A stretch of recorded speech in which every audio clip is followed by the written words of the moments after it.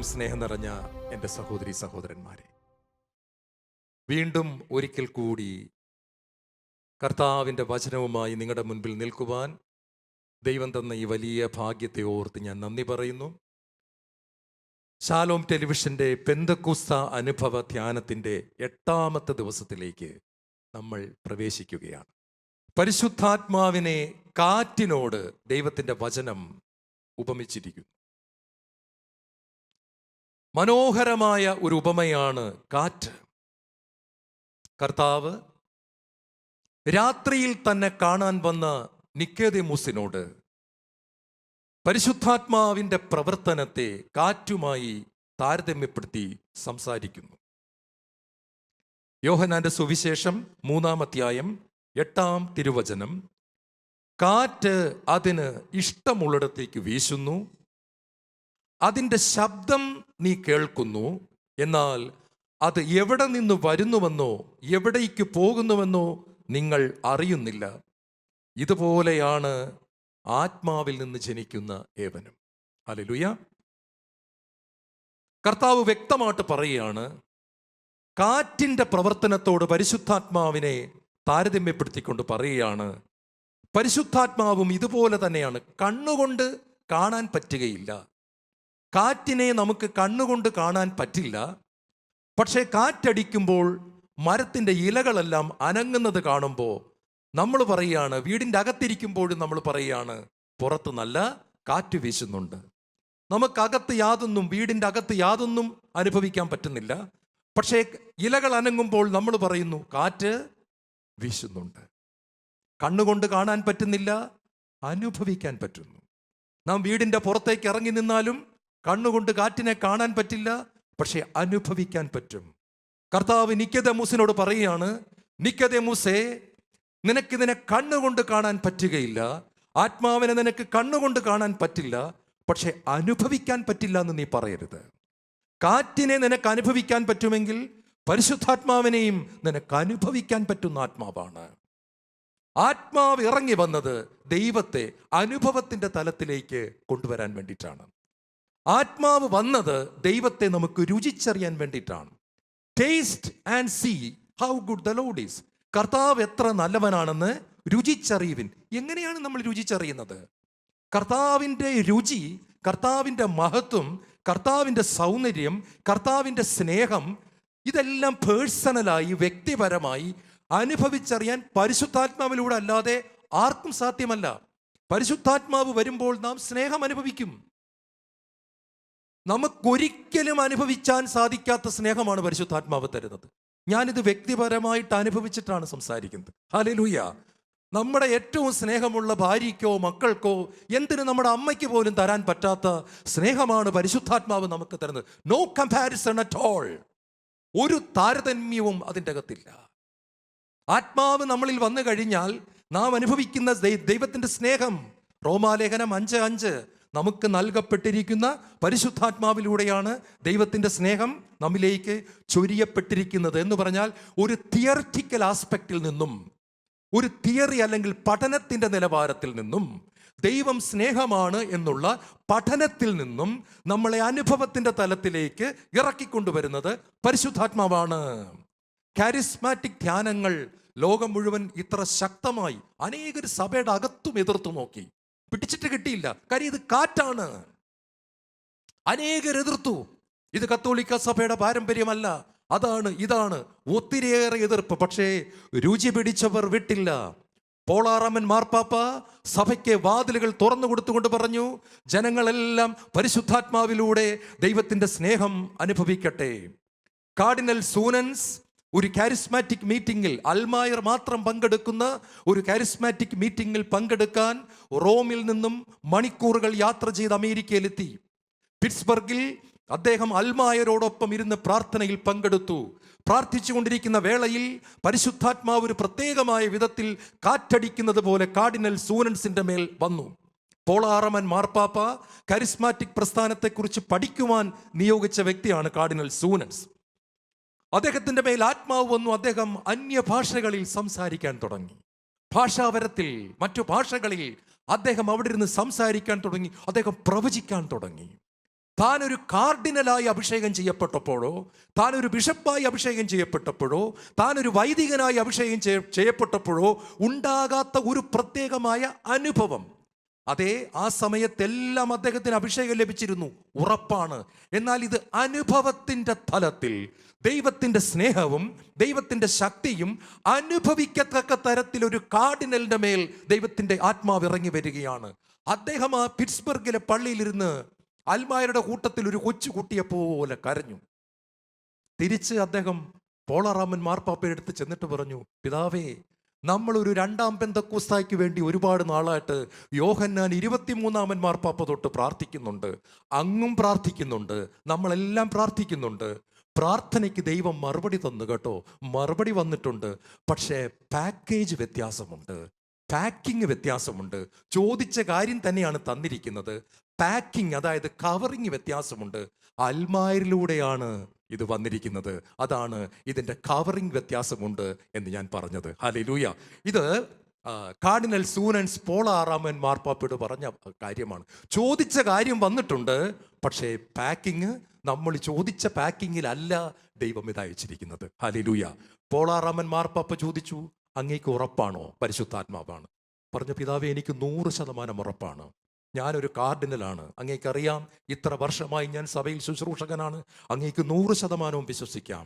പോളാറാമൻ മാർപ്പാപ്പ തൻ്റെ സിംഹാസനത്തിൽ നിന്ന് എഴുന്നേറ്റിട്ട് പറഞ്ഞു, സഭയുടെ വാതിലുകൾ കാരിസ്മാറ്റിക് നവീകരണത്തിന് വേണ്ടി തുറക്കപ്പെടട്ടെ. അതിനുശേഷം പിന്നെ കണ്ടത് ചരിത്രമാണ്. കാറ്റു വീശുകയാണ് പ്രിയപ്പെട്ടവരെ, വീശിക്കൊണ്ടിരിക്കുകയാണ്, ഇപ്പോഴും വീശിക്കൊണ്ടിരിക്കുകയാണ്. 88 കോടി കരിസ്മാറ്റിക് അനുഭവത്തിലുള്ള ജനങ്ങൾ ഇന്ന് ലോകത്തിലുണ്ട് എന്നാണ് പറയുന്നത്. 88 കോടി ജനങ്ങൾ ഈ അനുഭവം അനുഭവിച്ചു കഴിഞ്ഞു. ഇതൊരു കാറ്റാണ്. ഇത് എവിടെ നിന്ന് വരുന്നുവെന്നോ എവിടേക്ക് പോകുന്നുവെന്നോ നിങ്ങൾ കാണുന്നില്ല. കാരണം ഇത് ദൈവത്തിൽ നിന്നാണ് വരുന്നത്. ഇതെങ്ങോട്ട് പോകുന്നു, എങ്ങോട്ട് വരുന്നു നമുക്കറിഞ്ഞുകൂടാ, പക്ഷെ നമുക്ക് അനുഭവിക്കാനായിട്ട് സാധിക്കും. സ്നേഹം ഇതുപോലെ അനുഭവിക്കാൻ പറ്റുന്ന മറ്റൊന്നും ലോകത്തിലില്ല. അപ്പൻ്റെ സ്നേഹം കിട്ടാത്തവർക്കും, അമ്മയുടെ സ്നേഹം കിട്ടാത്തവർക്കും, ഭാര്യയുടെ സ്നേഹം കിട്ടാത്തവർക്കും, ഭർത്താവിൻ്റെ സ്നേഹം കിട്ടാത്തവർക്കും, മക്കളുടെ സ്നേഹം കിട്ടാത്തവർക്കും, അധ്യാപകരുടെ സ്നേഹം കിട്ടാത്തവർക്കും, കൂട്ടുകാരുടെ സ്നേഹം കിട്ടാത്തവർക്കും ഇനി പരാതി പറയാൻ അവകാശമില്ല. ഒരു പരാതിക്കും അവകാശമില്ല. ദൈവത്തിൻ്റെ അടുത്തേക്ക് ചെല്ലുമ്പോൾ ഈ സ്നേഹത്തെ എല്ലാം കടത്തിവെട്ടുന്ന ഒരു സ്നേഹവുമായി ദൈവത്തിൻ്റെ പരിശുദ്ധാത്മാവ് നമ്മുടെ മേൽ ഇറങ്ങി വരികയാണ്. ഈ പരിശുദ്ധാത്മാവ് വരുമ്പോൾ കിട്ടാത്ത സ്നേഹത്തിൻ്റെ കോടിയിരട്ടി അഭിഷേകവുമായി പരിശുദ്ധാത്മാവ് നമ്മളിൽ വന്ന് നിറയുകയാണ്. ഇനി ഒരു പരാതിയും ആരും പറയരുത്, എനിക്കത് കിട്ടിയില്ല, ഇത് കിട്ടിയില്ല. നിനക്ക് ദൈവത്തെ തന്നെ ദൈവം പരിശുദ്ധാത്മാവിലൂടെ തന്നിരിക്കുകയാണ്. ഹല്ലേലൂയ. ഏത് വ്യക്തിത്വ വൈകല്യമുള്ള വ്യക്തിയുടെ മുറിവുകളും ഉണക്കിക്കൊണ്ട് അവനെ ഡിവൈൻ പേഴ്സണാലിറ്റിയിലേക്ക് കൊണ്ടുവരുവാൻ, സ്വർഗത്തിൻ്റെ വ്യക്തിത്വത്തിലേക്ക് കൊണ്ടുവരുവാൻ പരിശുദ്ധാത്മാവ് വരികയാണ്. ആത്മാവിൻ്റെ സ്നേഹം നമ്മളെ മാറ്റി മറിച്ച് കളയും പ്രിയപ്പെട്ടു. ഹല്ലേലൂയ. ഞാൻ അനുഭവത്തിൽ നിന്നാണ് പറയുന്നത്. എനിക്ക് 2 ആളുകളുടെ മുമ്പിൽ നിൽക്കാൻ പോലും പേടിയായിരുന്നു സത്യം പറഞ്ഞാൽ. ഞാൻ സ്കൂളിൽ പ്രസംഗിച്ചിട്ടില്ല, എൻ്റെ കോളേജിൽ ഞാൻ പ്രസംഗിച്ചിട്ടില്ല. എനിക്ക് പേടിയാണ്, ആളുകളുടെ മുമ്പിൽ പ്രസംഗിക്കാൻ പേടിയാണ്. ഞാൻ പാട്ടൊക്കെ ഒരുമാതിരി കണ്ണടച്ച് നിന്ന് പാടിയിട്ടൊക്കെ പോയിട്ടുണ്ട് കോളേജിൽ. പാട്ട് പാടാൻ നമുക്ക് കണ്ണടച്ച് നിന്നും പാട്ട് പാടാം, നിങ്ങൾക്കറിയാം, ആളുകളെ നോക്കണ്ട. ഒരു പേപ്പർ ഇങ്ങനെ കൈ പിടിച്ചിട്ട് നമ്മളിങ്ങനെ നോക്കിയാൽ മതി. പക്ഷെ പ്രസംഗിക്കാൻ എന്നെ കൊണ്ട് പറ്റില്ല, എനിക്ക് ആ ഗിഫ്റ്റ് ഇല്ല, അങ്ങനെ ഒരു താലന്ത് എനിക്കില്ല, ഒരു കഴിവില്ല. കരിസ്മാറ്റിക് നവീകരണ ധ്യാനത്തിലൂടെ ദൈവം എൻ്റെ മേൽ പകർന്നതാണ് നിങ്ങളിപ്പോൾ കണ്ടുകൊണ്ടിരിക്കുന്നത്. ഹല്ലേലൂയ. ഒരു കരിസ്മാറ്റിക് ധ്യാനത്തിലൂടെ മാത്രം ദൈവം തന്ന കൃപയാണിത്. അതിന് മുൻപില്ലാതിരുന്നൊരു കൃപയാണ്. ദൈവം 29-ാമത്തെ വയസ്സിൽ സൗജന്യമായിട്ട് തന്നതാണ്. അതിനു മുമ്പ് എനിക്ക് പ്രസംഗമില്ല. മെഡിക്കൽ കോളേജിൽ എനിക്ക് പ്രസംഗമില്ല. ഞാൻ പ്രീ ഡിഗ്രിക്ക് പഠിക്കുന്ന കോളേജിൽ പ്രസംഗമില്ല, ഒന്നുമില്ല. കാറ്റ് വീശിയതാണ്. ഈ കാറ്റ് നമ്മുടെ മേലെല്ലാം വീശും. അന്നുവരെ ഉണ്ടായിരുന്ന അപകർഷതാബോധങ്ങൾ, എവിടെ നിന്നൊക്കെ സ്നേഹം കിട്ടാതിരുന്നോ ആ സ്നേഹത്തിൻ്റെ കുറവിനെ മുഴുവൻ നികത്തിക്കൊണ്ട്, മതി കർത്താവേ മതി, ഇനി എനിക്ക് സ്നേഹം താങ്ങാൻ പറ്റില്ല, ഇത് ഇനി കൂടുതൽ തന്നാൽ ഞാൻ പൊട്ടിപ്പോകുമെന്ന് പറയത്തക്ക വണ്ണം ആത്മാവിൻ്റെ പ്രവാഹം കരിസ്മാറ്റിക് ധ്യാനത്തിൽ ഉണ്ടായി. സൈക്കോളജിയൊക്കെ ഞാൻ പഠിച്ചിട്ടുണ്ട് പ്രിയപ്പെട്ടവരെ. ഹിസ്റ്റീരിയ എന്താണെന്ന് എനിക്കറിയാം, സൈക്കോളജിക്കൽ ടെക്നിക്ക് എന്താണെന്ന് എനിക്കറിയാം. ഞാനിത് പഠിക്കാത്ത ഒരു വിഡ്ഢിയല്ലെന്ന് നിങ്ങൾക്കറിയാം. ഹിസ്റ്റീരിയയും സൈക്കോളജിയും ദൈവസാന്നിധ്യവും രണ്ടാണ്. Price the Lord.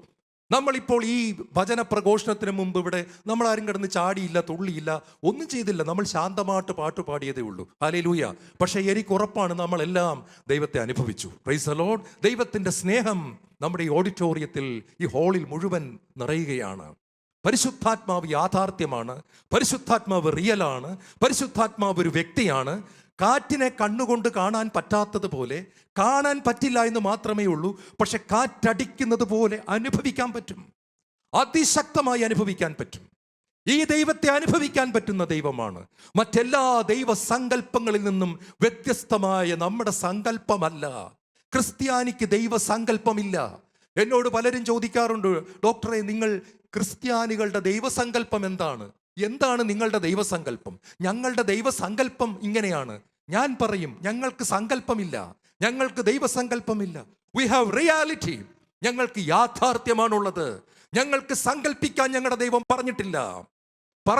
ഞങ്ങൾക്ക് അനുഭവിക്കാൻ പറ്റുന്ന ഒരു ദൈവത്തെയാണ് ദൈവം ഞങ്ങൾക്ക് ചൂണ്ടിക്കാണിച്ചു തന്നിരിക്കുന്നത്.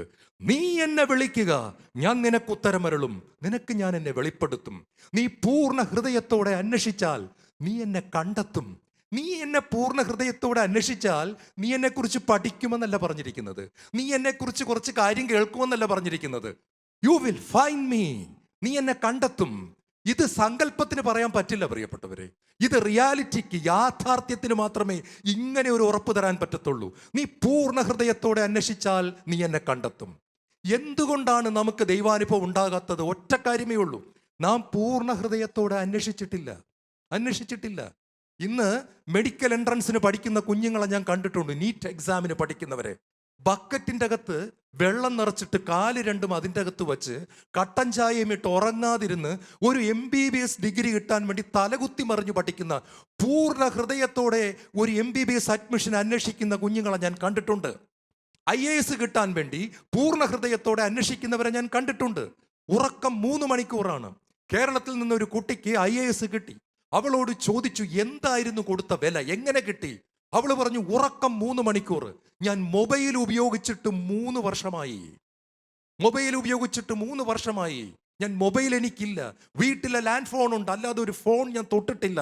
ഉറക്കം 3 മണിക്കൂറാണ്. സിനിമ കണ്ടിട്ട് 3 വർഷമായി. മൊബൈൽ ഉപയോഗിച്ചിട്ട് 3 വർഷമായി.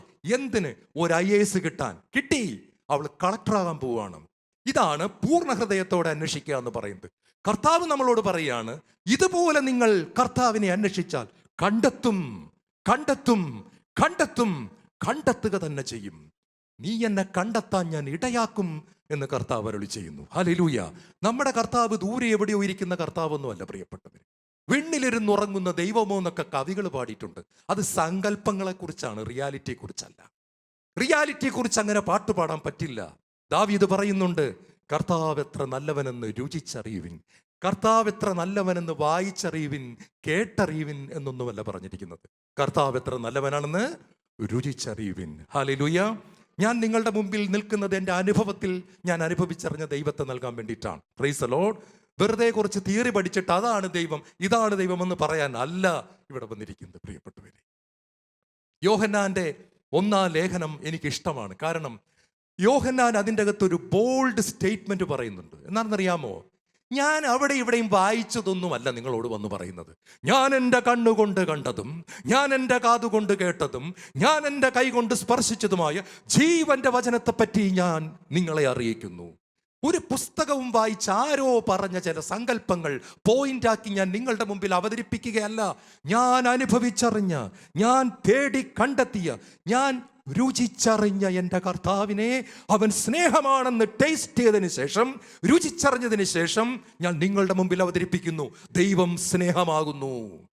ലോകത്തിൽ അതിനു മുമ്പ് ഒരാൾക്ക് പോലും വിളിച്ചു പറയാൻ പറ്റാത്ത സത്യം, ദൈവത്തിന് സ്നേഹമുണ്ടെന്ന് ജെറമിയ പറഞ്ഞിട്ടുണ്ട്. അമ്മ മറന്നാലും നിന്നെ മറക്കാത്ത സ്നേഹം. യേശയ്യാ പറയുന്നു, എന്നാണ്, മുല കുടിക്കുന്ന കുഞ്ഞിനെ അമ്മ മറന്നാലും മറക്കില്ല, മലകൾ മാറിയാലും മാറാത്ത സ്നേഹം. ഇതൊക്കെ പറഞ്ഞിട്ടുണ്ട്. പക്ഷെ ദൈവം സ്നേഹമാണെന്ന് പറയാൻ ആർക്കും ധൈര്യമില്ല. പൗലോസിന് പോലും ധൈര്യമില്ലായിരുന്നു, പത്രോസിന് ധൈര്യമില്ല, യാക്കോബിന് ധൈര്യമില്ല, മത്തായിക്കും മർക്കോസിനും ലൂക്കായ്ക്കും ധൈര്യമില്ല. ഒരേ ഒരാൾ മാത്രം ബൈബിളിന്റെ പുസ്തകത്തിൽ, ഒരൊറ്റ പുസ്തകത്തിൽ മാത്രമേ ദൈവം സ്നേഹമാണ് എന്ന് നിങ്ങൾക്ക് കാണാൻ പറ്റൂ. അത് യോഹന്നാന്റെ ലേഖനമാണ്. ഹല്ലേലൂയ. അദ്ദേഹം പറയുകയാണ്, ഞാനിതൊരു പുസ്തകത്തിൽ നിന്ന് വായിച്ചിട്ട് വന്ന് നിങ്ങളോട് പറയുകയല്ല. ഞാൻ എൻ്റെ കണ്ണുകൊണ്ട് കണ്ടതും കാതുകൊണ്ട് കേട്ടതും കൈകൊണ്ട് സ്പർശിച്ചതുമായ ജീവന്റെ വചനത്തെപ്പറ്റി ഞാൻ അറിയിക്കുന്നു. ദൈവം സ്നേഹമാണ്. Price the Lord. ഞാൻ അനുഭവിച്ചു, നിങ്ങൾക്ക് പിടിച്ചോളാൻ പറയുകയാണ്. കാറ്റ് അതിലിഷ്ടമുള്ളിടത്തേക്ക് വീശുന്നു. എന്താണ് കാറ്റ്? ഒന്ന്, ദൈവശക്തിയെ കാണിക്കുന്നതാണ് കാറ്റ്. ദ പവർ ഓഫ് ഗോഡ്, ദൈവത്തിന്റെ ശക്തി. Our God is a mighty God. Almighty God, we are proud of that. നാം അഭിമാനിക്കുന്നു നമ്മുടെ ദൈവം Almighty, King of Kings and Lord of Lords. ശക്തനായ ദൈവം ദൈവശക്തിയെ കാണിക്കുന്നു. എസെക്കിയേൽ പ്രവാചകന്റെ പുസ്തകത്തിൽ 37-ാം അധ്യായത്തിൽ അസ്ഥികളുടെ താഴ്വരയിൽ കൊണ്ടുപോയി. ബൈബിൾ വായിച്ചിട്ടുള്ളവർക്കറിയാം, അസ്ഥികൾ കൂട്ടിയിട്ടിരിക്കുകയാണ്. ഒരു 10,000-3000 അസ്ഥികൾ കാണുമായിരിക്കും. അതെല്ലാം കൂടെ കൂട്ടി ഇങ്ങനെ ഇട്ടിരിക്കുകയാണ്. ഒരാളുടെ അസ്ഥിയുടെ കാലിൻ്റെ അസ്ഥിയുടെ കൂടെ മറ്റേ ആളുടെ കൈയുടെ അസ്ഥിയും വേറൊരാളുടെ തലമണ്ട ഇപ്പുറത്ത് കിടക്കുന്നു. ഇതെല്ലാം കൂടെ കൂടി ഇങ്ങനെ കൂട്ടി ഇട്ടിരിക്കുകയാണ്. ഇങ്ങനെ ഇട്ടിരിക്കുന്ന ഒരു കൂട്ടത്തിൻ്റെ ഇടയ്ക്ക് ചെന്നിട്ട് ചോദ്യം ഇതാണ്, ഇതിന് ഇനി തിരിച്ച് ജീവിക്കാൻ പറ്റും? നിങ്ങൾ വിചാരിക്കുന്ന പോലെ ഓരോ അസ്ഥി കൂടെ നിരത്തിയിട്ടിരിക്കുകയല്ല കേട്ടോ. നമ്മൾ അങ്ങനെയാണ് വിചാരിച്ചിരിക്കുന്നത്. അല്ലല്ല, അങ്ങനെയല്ല. അസ്ഥികളെല്ലാം കൂടെ കൂട്ടിയിട്ടിരിക്കുന്ന അസ്ഥികളുടെ താഴ്വരയാണ്. തിരിഞ്ഞും മറിഞ്ഞും എല്ലാം കൂടെ കിടക്കുകയാണ്. ഇതിൻ്റെ ഇടയ്ക്ക് കൊണ്ടുവന്നിട്ട് ചോദിക്കുകയാണ്, ഇവർക്കിനി തിരിച്ച് ജീവൻ പ്രാപിക്കാൻ സാധിക്കുമോ? പ്രവാചകനെ കൊണ്ട് ഉത്തരം പറയുകയാണ്. പ്രവാചകൻ പറയാണ്, ദൈവമായ കർത്താവേ, അങ്ങേക്കറിയാം ഞാൻ ആരാണ്. കർത്താവ് പറയാണ് 37-ാം അധ്യായത്തിന്റെ 9-ാം വാക്യം, ജീവശ്വാസമേ ഈ 4 വായുക്കളിൽ നിന്ന് വന്ന് ഈ മരിച്ചവരുടെ മേൽ വീശുക, അവർക്ക് ജീവൻ ഉണ്ടാകട്ടെ.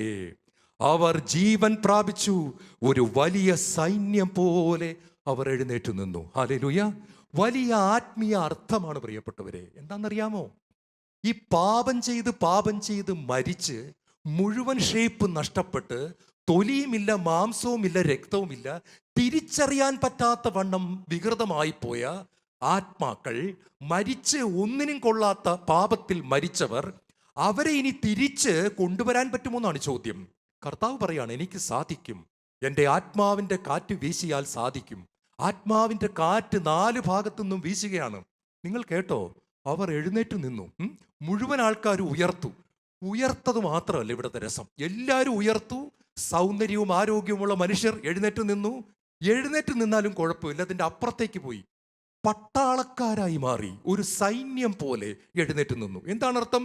പാപത്തിൽ കിടക്കുന്ന ഒരു മനുഷ്യനെ രക്ഷ കൊടുത്തുകൊണ്ട്, തിരുരക്തം കൊണ്ട് കഴുകിക്കൊണ്ട്, പരിശുദ്ധാത്മാവ് കൊണ്ട് നിറച്ചുകൊണ്ട് അവനെ ജീവനിലേക്ക് കൊണ്ടുവന്നിട്ട് ദൈവരാജ്യത്തിൽ ദൈവം അവനെ ഉപയോഗിക്കുകയാണ്. സാത്താനെതിരായി ഉപയോഗിക്കുകയാണ്. ഇവനെ അസ്ഥിപഞ്ജരമാക്കി കളഞ്ഞ സാത്താനെതിരെ ദൈവരാജ്യത്തിന്റെ പട്ടാളക്കാരനാക്കി മാറ്റിക്കൊണ്ട് ദൈവം ഇവരെ ദൈവരാജ്യത്തിന്റെ സൈന്യം പോലെ മാർച്ച് ചെയ്യുകയാണ്. എവിടെ കിടന്നവനെ കൊണ്ടുവന്ന് എവിടെ നിർത്തിയിരിക്കുന്നു? സംശയമുണ്ടോ? വിശുദ്ധ അഗസ്റ്റിനെ നോക്കിയാൽ മതി. ഒരു അസ്ഥിപഞ്ജരം പോലെ കിടന്ന അഗസ്റ്റിൻ ഇന്ന് അൾത്താരയിൽ വണക്കത്തിന് യോഗ്യനായി കൈയൊക്കെ പൊക്കിപ്പിടിച്ചിങ്ങനെ നിൽക്കുകയാണ്. അദ്ദേഹത്തോട് ചോദിക്കുകയാണ്, ചേട്ടൻ കുറച്ച് നാൾ മുമ്പ് എവിടെയായിരുന്നു? അദ്ദേഹം പറയും, ഞാൻ സിമിത്തേരി കിടക്കുകയായിരുന്നു. എന്നെ എൻ്റെ പെറ്റമ്മയ്ക്ക് പോലും തിരിച്ചറിയാൻ പറ്റാത്ത അവസ്ഥയിലായിരുന്നു. അവിടെ നിന്ന് എന്നെ പൊക്കിക്കൊണ്ടുവന്ന് ദൈവം പട്ടാളക്കാരനാക്കി മാറ്റി. അദ്ദേഹം പറയും, എൻ്റെ സിമിത്തേരിയിൽ അസ്ഥികളുടെ താഴ്വരയിൽ ഒരു കാറ്റ് വീശി, പരിശുദ്ധാത്മാവിൻ്റെ കാറ്റ് വീശി. പ്രിയപ്പെട്ടവരെ, സഭയുടെ കാഴ്ചപ്പാട് ഞാൻ പറയട്ടെ. സഭയുടെ കാഴ്ചപ്പാടിൽ, കത്തോലിക്ക തിരുസഭയുടെ കാഴ്ചപ്പാടിൽ ഏറ്റവും വലിയ അത്ഭുതമെന്ന് പറയുന്നത് മരിച്ച് കിടക്കുന്ന ഒരാൾ എഴുന്നേൽക്കുന്നതല്ല സഭ പഠിപ്പിക്കുന്നത്. ഏറ്റവും വലിയ അത്ഭുതം പാപത്തിൽ മരിച്ചുപോയ ഒരാൾ വിശുദ്ധനായി തീരുന്നതാണ്. Praise the Lord. സഭ പഠിപ്പിക്കുന്നത് ഏറ്റവും വലിയ അത്ഭുതം ഒരു മരിച്ചയാളെ ഉയർപ്പിക്കുന്നതല്ല, പാപത്തിൽ ചീഞ്ഞളിഞ്ഞു പോയ ഒരാളെ രക്ഷയിൽ കൊണ്ടുവന്ന് അയാളെ വിശുദ്ധനാക്കുന്നതാണ് ഏറ്റവും വലിയ അത്ഭുതം. ഈ ശുശ്രൂഷ ആര് ചെയ്യുന്നോ അവരാണ് ഏറ്റവും വലിയ ശുശ്രൂഷ ചെയ്യുന്നത്. ഇതാണ് സഭയുടെ കാഴ്ചപ്പാട്. Price the Lord. മറ്റതിനെയൊക്കെ സഭ അത്ഭുതങ്ങൾ, അടയാളങ്ങൾ, രോഗശാന്തികൾ എന്നുള്ള ഒരു കാറ്റഗറിയിൽ അങ്ങ് പെടുത്തി മാറ്റി നിർത്തിയിരിക്കുകയാണ്. ഇതിനെ സഭ വിളിക്കുന്നത് അത്യത്ഭുതകരമായ ശുശ്രൂഷ, ദൈവത്തിന്റെ ശക്തി വെളിപ്പെടുത്തുന്ന ശുശ്രൂഷ. ഇത് ദൈവത്തിനല്ലാതെ മറ്റാർക്കും ചെയ്യാൻ സാധ്യമല്ല. Hallelujah, hallelujah. ഞാൻ ഓർക്കുകയാണ്, സ്വന്തം വല്യപ്പച്ചനെയും വല്യമ്മച്ചെയും വെട്ടിക്കൊന്ന റിനി ജോർജ് ഇന്ന് 83 രാജ്യങ്ങളിൽ സുവിശേഷം പ്രസംഗിക്കുന്ന സുവിശേഷകനാണ്. അദ്ദേഹം ബാംഗ്ലൂരിൽ ഒരു അനാഥശാല നടത്തുന്നു. 400 അനാഥ കുട്ടികൾ. ഏത് അനാഥർ? അപ്പനും അമ്മയും ജയിലിൽ കിടക്കുന്നവരുടെ മക്കൾ. അപ്പനും അമ്മയും ജയിലിലായിപ്പോയ മക്കളെ തെരഞ്ഞു പിടിച്ച് വിദ്യാഭ്യാസം കൊടുത്ത്, യേശു ക്രിസ്തുവിനെ കൊടുത്ത്, വസ്ത്രം കൊടുത്ത്, പരിശുദ്ധാത്മാഭിഷേകത്തിലേക്ക് അവരെ നയിച്ച് 400ഓളം വിശുദ്ധ കുട്ടികൾ ആ ഹോസ്റ്റലിൽ വളർന്നുകൊണ്ടുവരുന്നു. ഹല്ലേലൂയ. ഇത് പരിശുദ്ധാത്മാവിനല്ലാതെ ആർക്കാണ് പറ്റുന്നത്? 2 കൊലപാതകം ചെയ്ത ഒരു മനുഷ്യനാണെന്ന് ഓർത്തോണം. Praise the Lord. അദ്ദേഹത്തെ ജയിലിൽ പരോളിൽ ഇറങ്ങിയ സമയത്ത് തിരുവല്ലയിൽ വെച്ചൊരു കൂട്ടുകാരൻ ഒരു കരിസ്മാറ്റിക് ഗ്രൂപ്പിൽ, ആകപ്പാട് 27 പേരെ ഉള്ള ആ ഗ്രൂപ്പിൽ കുറെ പേരിരുന്ന് കയ്യൊക്കെ അടിച്ച് ദൈവകൃപയിൽ ഞാൻ ആശ്രയിച്ച് പാടിക്കൊണ്ടിരിക്കുകയാണ്.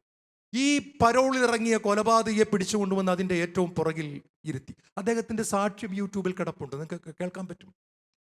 അത് കഴിഞ്ഞിട്ട് യേശു വിളിക്കുന്നു യേശു വിളിക്കുന്നു എന്ന പാട്ട് ഗായകൻ പാടുകയാണ്. 2ാമത്തെ പാട്ടായിട്ട് യേശു വിളിക്കുന്നു യേശു വിളിക്കുന്നു, സ്നേഹമോടെ തൻ കരങ്ങൾ നീട്ടി യേശു വിളിക്കുന്നു. ആ പാട്ട് പാടുന്ന സമയത്ത് അദ്ദേഹത്തിൻ്റെ മേൽ കാറ്റ് വീശുകയാണ്, ആത്മാവിൻ്റെ കാറ്റ് വീശുകയാണ്. അഭിഷേകം അദ്ദേഹം അനുഭവിച്ചറിയുകയാണ്, ദൈവസ്നേഹം അദ്ദേഹം അനുഭവിച്ചറിയുകയാണ്. അദ്ദേഹം ഒരു പുതിയ സൃഷ്ടിയായി മാറി. പിന്നെ ഒരു ഓർഡിനറി ലൈഫ് അല്ല കേട്ടോ. 83 രാജ്യങ്ങളിൽ സുവിശേഷം പ്രസംഗിച്ചു കഴിഞ്ഞു. 400 അനാഥ കുട്ടികളുടെ അപ്പനാണ്. ഹല്ലേലൂയ. ഇതിൽ കൂടുതലൊരു തെളിവ് നമുക്ക് ഇന്ത്യയിൽ ഇനി വേണ്ട.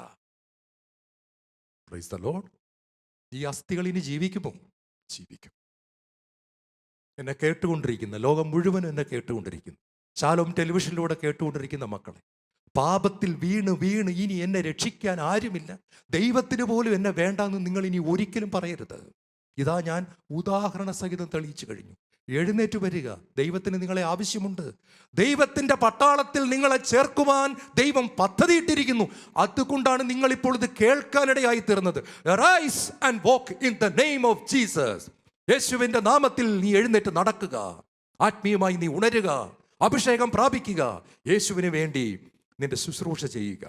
2, കാറ്റ് ദൈവത്തിൻ്റെ ശ്വാസമാണ്. ഉൽപ്പത്തി പുസ്തകം 2-ാം അധ്യായം 7-ാം തിരുവചനം. ദൈവമായ കർത്താവ് ഭൂമിയിലെ പൂഴി കൊണ്ട് മനുഷ്യന് രൂപം കൊടുത്തു, ജീവശ്വാസം അവൻ്റെ മൂക്കിലേക്ക് നിശ്വസിച്ചു, അങ്ങനെ മനുഷ്യൻ ജീവനുള്ളവനായി തീർന്നു. നമുക്ക് എല്ലാവർക്കും ഈ ഭാഗം അറിയാം. പക്ഷെ പാപം ചെയ്തപ്പോൾ ഈ ശ്വാസം നഷ്ടപ്പെട്ടു. പാപവും ദൈവത്തിൻ്റെ ശ്വാസവും തമ്മിൽ ഒരുമിച്ച് നിൽക്കത്തില്ല. എന്തിനാണ് പ്രിയപ്പെട്ടവരെ, നിങ്ങൾ നല്ല ഒരു കുളി കഴിഞ്ഞിട്ട് റോഡിൽ കൂടെ പോകുമ്പോൾ പശു ചാണകം ഇട്ട് വെച്ചിരിക്കുകയാണ്, നല്ല ഫ്രഷ് ആയിട്ടുള്ള ചാണകം. നിങ്ങൾ ആരെങ്കിലും കുളി കഴിഞ്ഞിട്ട് അതിൻ്റെ അകത്ത് ചവിട്ടി കൊടുക്കുമോ? ഒരു മനുഷ്യൻ പോലും ഇത്രയും അവൻ്റെ ശുദ്ധതയെ സൂക്ഷിക്കാൻ, അവൻ്റെ വൃത്തിയെ സൂക്ഷിക്കാൻ നിൽക്കുമ്പോൾ പരമപരിശുദ്ധരിൽ പരിശുദ്ധനായ ദൈവം എങ്ങനെയാണ് പാപവുമായിട്ട് ഇടകലരാൻ പറ്റുന്നത്? അതുകൊണ്ട് ആദത്തിൻ്റെ മൂക്കിലൂതിയ ശ്വാസം ആദം പാപം ചെയ്തപ്പോൾ അവന് നഷ്ടപ്പെട്ടു. ഈ ശ്വാസം മനുഷ്യവർഗത്തിന് തിരിച്ചു കിട്ടുന്നത് ആയിരക്കണക്കിന് വർഷങ്ങൾ കഴിഞ്ഞ്, യേശുവിൻ്റെ കുരിശുമരണം കഴിഞ്ഞ്, യേശുവിൻ്റെ ഉത്ഥാനം കഴിഞ്ഞ്, യോഹന്നാന്റെ സുവിശേഷം 20-ൽ ശിഷ്യന്മാർ കതകടച്ച് ഭയന്നിരിക്കുമ്പോൾ യേശു അവർക്ക് പ്രത്യക്ഷപ്പെട്ടുകൊണ്ട് പറഞ്ഞു, നിങ്ങൾക്ക് സമാധാനം. അവൻ അവരുടെ മേൽ ഊതിക്കൊണ്ട് പറഞ്ഞു, പരിശുദ്ധാത്മാവിനെ സ്വീകരിക്കുവിൻ. ഏതാത്മാവ്? ഏത് ശ്വാസം? ആയിരക്കണക്കിന് വർഷങ്ങൾക്ക് മുമ്പ് മനുഷ്യവർഗത്തിന് അവൻ്റെ പാപം മൂലം നഷ്ടപ്പെട്ടു പോയ ശ്വാസം, പരിശുദ്ധാത്മാവിൻ്റെ ആ ശ്വാസം. ഇതാ പാപത്തെ ദൈവം കൈകാര്യം ചെയ്തു. പാപത്തിന് പരിഹാരം നടന്നു കഴിഞ്ഞപ്പോൾ ഇനി അവൻ്റെ മേൽ വരാൻ ദൈവത്തിന് പ്രശ്നങ്ങളൊന്നുമില്ലാത്തത് കൊണ്ട് യേശുവിൻ്റെ രക്തത്താൽ കഴുകപ്പെട്ട ഒരു മനുഷ്യൻ്റെ മേൽ നഷ്ടപ്പെട്ട ശ്വാസം ഊതിക്കൊടുത്തുകൊണ്ട് അവനെ വീണ്ടും മനുഷ്യനാക്കി മാറ്റുകയാണ്. ഹല്ലേലൂയ. അവന് പർദീസാനുഭവം കൊടുക്കുകയാണ്, നഷ്ടപ്പെട്ട ദൈവാനുഭവം കൊടുക്കുകയാണ്, പരിശുദ്ധാത്മ നിറവിലുള്ള ജീവിതം കൊടുക്കുകയാണ്. നമ്മുടെ കർത്താവ് നമ്മളെ വിളിക്കുകയാണ്. ജോബിന്റെ പുസ്തകം 33:4, സർവശക്തന്റെ ശ്വാസം എനിക്ക് ജീവൻ തന്നു.